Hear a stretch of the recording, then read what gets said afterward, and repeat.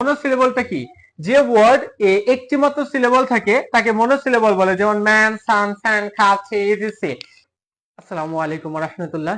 ইংরেজি শেখার পথ চলার 2 নম্বর ক্লাসে সবাইকে স্বাগত জানাচ্ছি। আমি তোমাদের সাথে আছি শামীম।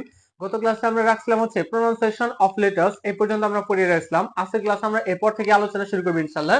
আজকের ক্লাসে আমরা সর্বপ্রথম হচ্ছে যেটা দেখব সেটা হচ্ছে ইংরেজিতে মোট 26টি লেটার বা বর্ণ রয়েছে, সবগুলা লেটারকে একত্রে ভাবে অ্যালফাবেট আমরা বলি। অর্থাৎ ইংরেজি যে আমাদের যতগুলো লেটার আছে প্রত্যেকটাকে যদি আলাদা আলাদা ভাবে বলি তাহলে সবগুলো হবে এক একটা লেটার। আর সবগুলো লেটারকে যদি আমি একসাথে বলি বা একত্রিত ভাবে বলি তাহলে এটাকে আমরা বলবো কি অ্যালফাবেট। আমাদের লেটার গুলো দুই প্রকার, একটা হচ্ছে ক্যাপিটাল লেটার আর একটা হচ্ছে কি স্মল লেটার। এর পরবর্তীতে আমরা দেখবো এই 26টা লেটারটাকে আমরা কি কি ভাগে ভাগ করি। আমরা সর্বপ্রথম যেটাকে ভাগ করছি সেটা হচ্ছে ভাওয়াল। যদি আমাদের কেউ কোশ্চেন করে যে ইংরেজিতে মোট কতগুলো ভাওয়াল আছে ইংরেজি লেটারে, তাহলে আমরা বলবো ভাওয়াল আছে মোট 5টি, এ, ই, আই, ও, ইউ। আর এই ভাওয়ালের বাংলা অর্থ কি? স্বরবর্ণ। সেমি ভাওয়াল আছে কতটি? আমাদের হচ্ছে 2টি। সেমি ভাওয়াল মানে কি? আধা স্বরবর্ণ। ডাব্লিউ এবং অয় এই দুইটাকে আমাদের বলা হয় কি? সেমি ভাওয়াল।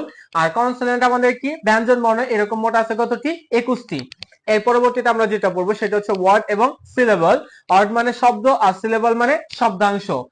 অনেকগুলো লেটার যদি পাশাপাশি বসে সুন্দর একটি অর্থ প্রদান করে তখন তাকে ওয়ার্ড বা শব্দ বলে, যেমন ব্যাট, খ্যাট, হেগ, ম্যান, ইটিসি। অর্থাৎ অনেকগুলো লেটার বা একের অধিক লেটার পাশাপাশি বসে বা একত্রে বসে যদি সুন্দর একটা অর্থ প্রদান করে তখনই তাকে ওয়ার্ড বা শব্দ বলা হবে। অনেকগুলো লেটার একসাথে বসলো কিন্তু কোনো শব্দ গঠন করলো না, কোনো সুন্দর অর্থ প্রদান করলো না, তাহলে কিন্তু সেটা ওয়ার্ড হবে না। যেমন এই জায়গাতে হচ্ছে ডাবল জি ই, অনেকগুলো লেটার একসাথে বসছে কিন্তু কোনো অর্থ প্রদান করেনি, সুন্দর কোনো অর্থ প্রদান করেনি। I N E, P C K, এই যে এগুলো আমাদের একসাথে বসছে কিন্তু আমাদের সুন্দর কোনো অর্থ প্রদান করেনি, যার ফলে এগুলো আমাদের শব্দ হবে না, এগুলো হবে কি? শব্দ। আর নিচে এগুলো আমাদের শব্দ নয়। এরপরে আমরা দেখবো হচ্ছে আমাদের ইংরেজি যে লেটার গুলো আছে এই লেটার গুলো দ্বারা কিভাবে শব্দ গঠন করা যায়। যদি তুমি অনেকগুলো কনসোনেন্ট একসাথে নাও, শুধুমাত্র কনসোনেন্ট দ্বারা যদি শব্দ গঠন করতে চাও তাহলে তুমি শব্দ গঠন করতে পারবে না।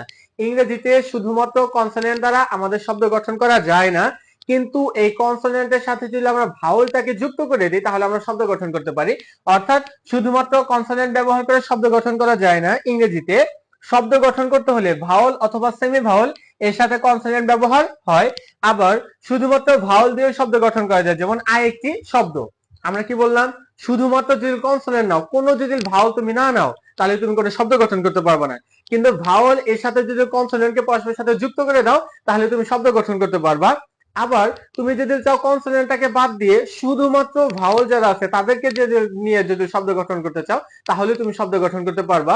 আমাদের যেমন বলছে আই, আই হচ্ছে একটি কি? শব্দ। এখন আমরা সিলেবল নিয়ে আলোচনা শুরু করব। সিলেবল, সিলেবলটা আসলে কি? একটি ওয়ার্ডের যতটুকু অংশ একবারে উচ্চারণ করা যায় ততটুকু অংশকে বলা হয় কি? সিলেবল। অর্থাৎ সিলেবলের সংজ্ঞাটা হচ্ছে একটি ওয়ার্ডের যতটুকু অংশ একেবারে উচ্চারণ করা যায় ততটুকু অংশকে একটি ততটুকু অংশকে এক একটি সিলেবল বলে। যেমন ড্রাইভার, ফাদার। ড্রাইভার এই শব্দটাকে যদি আমি ভাঙি, ড্রাই যোগ ভার, ড্রাইভার। অর্থাৎ এই শব্দটার মোট দুইটা অংশ আছে, একটা হচ্ছে ড্রাই আর একটা হচ্ছে ভার, তাহলে এটা একটা ডাই সিলেবল।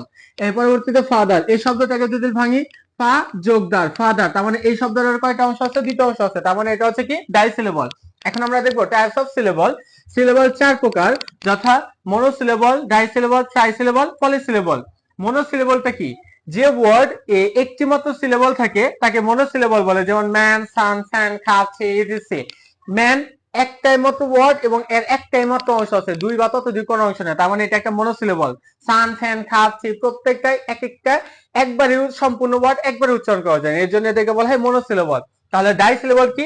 যে ওয়ার্ডে দুইটি সিলেবল থাকে তাকে ডাইসিলেবল বলে, যেমন ড্রাইভার, ড্রাই যোগ ভার, সিস্টার, সিস যোগ চার, সিস্টার, ইটিসি। এই শব্দটার দুইটা অংশ আছে, সিস্টার শব্দটার কয়টা অংশ আছে? দুইটা অংশ আছে, এই জন্য এটাকে বলা হয় কি? Dry syllable. সিলেবল অর্থাৎ যে ওয়ার্ডে 3টি সিলেবল থাকে তাকে ট্রাই সিলেবল বলে, যেমন কন্ট্রিবিউট, খন যোগ ট্রি যোগ বিউট, কন্ট্রিবিউট। অ্যাডমিশন, অ্যাড যোগ মিস যোগ শন, অ্যাডমিশন। এই দুইটা শব্দে আমাদের 3টা করে অংশ আছে বা 3টা করে সিলেবল আছে, এই জন্য এটাকে বলা হবে ট্রাই সিলেবল। আর পলিসিলেবলটা কি? যে ওয়ার্ডে 3টির বেশি সিলেবল থাকে তাকে পলিসিলেবল বলে, যেমন কনভারসেশন, এক্সামিনেশন। কনভারসেশনের মোট 3টারও বেশি সিলেবল আছে, কনভারসেশন 4টা আছে, এই জন্য এটাকে বলে পলিসিলেবল। এক্সামিনেশন, এক্সামিনেশন, এটাতেও 4টা আছে, এই জন্য এটাকে বলা হবে কি? পলিসিলেবল, অর্থাৎ তিনটা বেশি থাকলে সেটাকে বলা হবে কি পলিসিলেবল। এটা আমাদের হচ্ছে 2 নম্বর ক্লাসে, আজকে আমাদের এটা এ পর্যন্ত আলোচনা।